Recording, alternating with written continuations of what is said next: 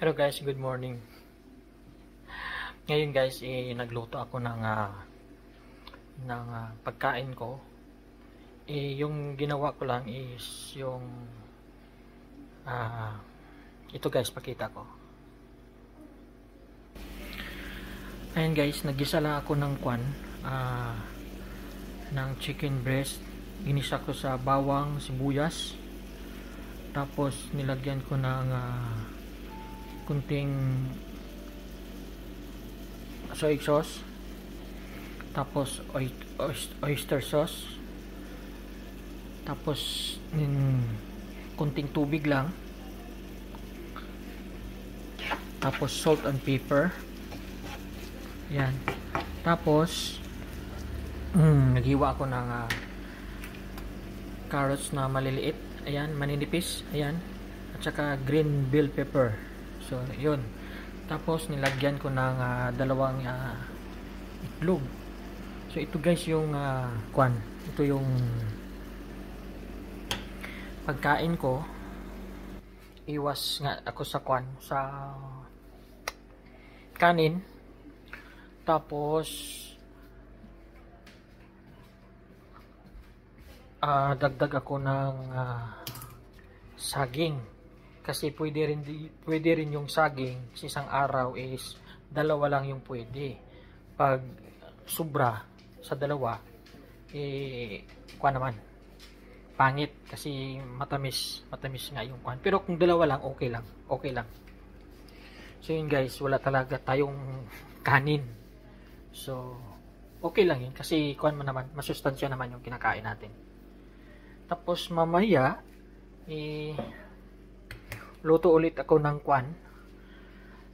Bumili kami kahapon ng ampalaya. Yung kwan guys, yung frozen. Ayan. Makon pa siya. May ice pa. So, pinapatunaw ko muna. So, yan mamaya yung igisa ko sa kwan. Sa itlog ulit.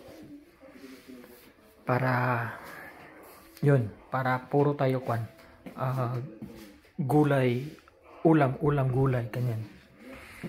At saka igawa ko doon is yung iulam ko doon yung barbecue na pork. Pwede naman kasi yung bawal lang talaga is yung kwan, yung kanin at saka patatas. Pero konti lang na kwan, na baboy. Yung walang taba ba? So, yun. Mahirap sa una pero nasanayan na rin. So, hindi na rin naghahanap yung katawan ko ng kanin kasi masustansya rin yung kinakain. So, yun guys. Tapos, ito yung isa. Ayan. Parang may sakit din. Sus?